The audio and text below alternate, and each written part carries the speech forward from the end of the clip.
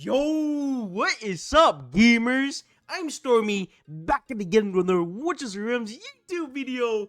Right now, guys, over in the official Watchers of Realms Discord, there's an exciting gameplay design contest happening. The community is pitching in their ideas for a brand new game mode they'll love to see added into the game.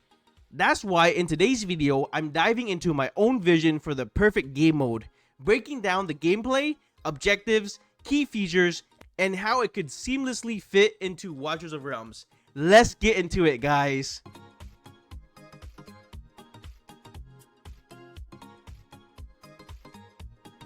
Have you guys heard of the popular strategy game in the League of Legends universe called Teamfight Tactics? If not, let me break it down for you. In this game mode, players draft champions, build unique teams, and engage in intense battle to be the last one standing. Some of the game aspects of this game mode includes equipment to give more bonuses, strategically positioning your champions to your advantage, faction bonuses that let you create diverse competitive teams, and that's just scratching the surface. With Teamfight Tactics as inspiration, let's dive into how I envision this new game mode being implemented in Watchers of Realms.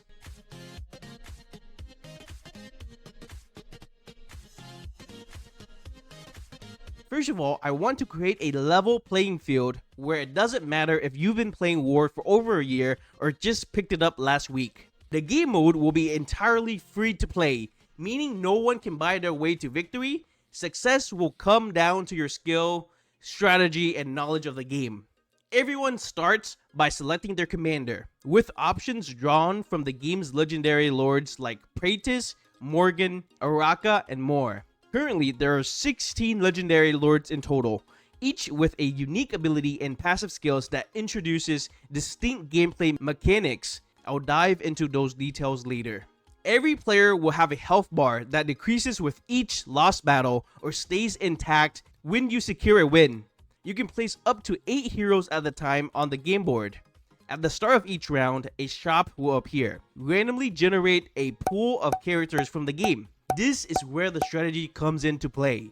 You can build various team archetypes such as a poison team, a summoning unit team, a tank plus healer combos team that stalls for time, or even a glass cannon team that deals massive damage but is very fragile. And these are just a few examples. Each team will be balanced to counter others, creating a dynamic, strategic experience.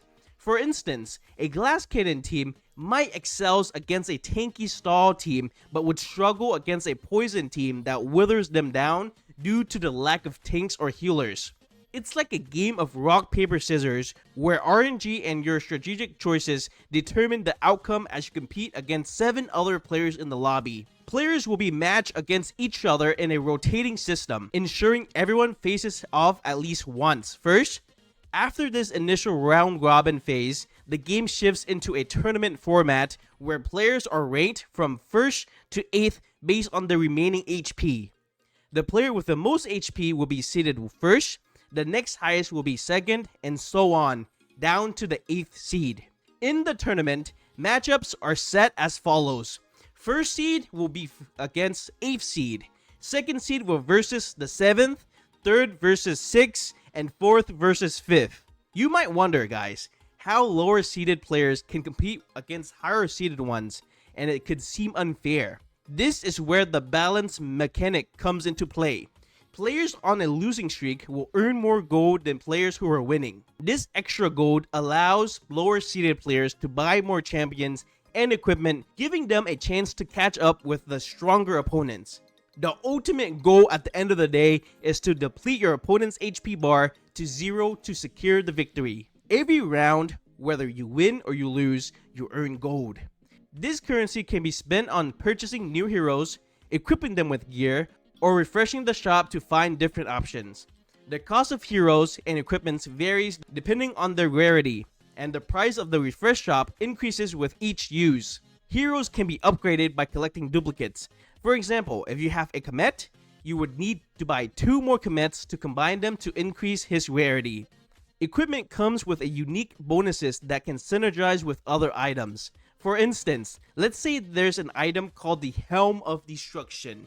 If you also acquire its counterpart, the Sword of Destruction, your team gains an additional buff for having both equipped. Additionally, if you find that a hero or a piece of equipment is no longer useful, you can sell them back for the gold to reinvest in your strategy.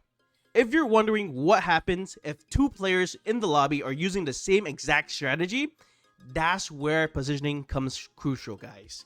How you place your heroes on the board makes all the difference. Typically, you want your tank to be in the front to protect your fragile damage dealers. But what if the enemies has an assassin that targets your DPS from the back? They could quickly eliminate your damage dealer and win the battle because you are no longer threatened to their team. This is where your skill and game knowledge comes into play. To counter assassin threat, you might need to add more than one tank or a fighter to protect your backline. Additionally, having healers is a key to keeping your team in the fight, but where you place them can dramatically impact the outcome. Strategically positioning can turn the tide of battle and keep you unpredictable. For instance, guys, in the early rounds, I might focus on countering assassin with an anti-assassin setup, but as the game progresses, I can even choose to completely switch up a different strategy to catch my opponent off guard. It's not just about brute force, it's about the mind games as well, and outsmarting your opponents to secure the victory.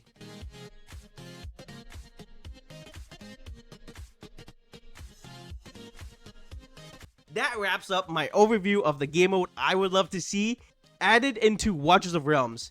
In this video, we've covered the gameplay, the objective, the key features, and how it could be implemented into the game. I'll really appreciate hearing your thoughts on this idea, and please drop down a comment with your feedback or any additional ideas you'd like to see. If you haven't yet, please join the official Watchers of Realms Discord to get on the design contest yourself. A special shout out to my girlfriend who actually came up with this game mode concept. She's a really big fan of Magic Chess mode from Mobile Legends Bang Bang, which is also developed by Moonton themselves, guys, the same company behind War. Thanks to her for the inspiration. Thank you guys all so much for watching this video. Please hit that subscribe button for more. Like this video to help me out with the algorithm, and comment down below what ideas you might have to implement into our wonderful game. Thank you guys all so much once again, and until next time, guys, let's all strive to become great together every single day. And yeah, peace.